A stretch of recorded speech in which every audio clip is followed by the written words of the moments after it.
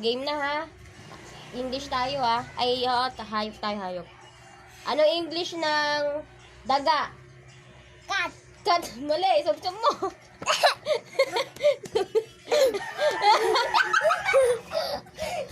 Si Kalu mo lang, alis doon ka.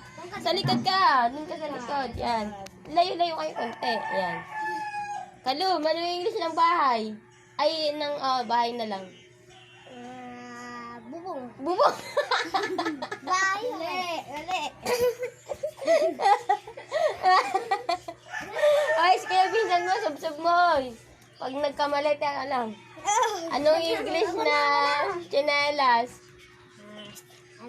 Step. Slippers. Ang galing ah. Tama yun. Tama yun. Si John Ross, pumila kayo. Pumila. John Ross. 4 plus 4. Board.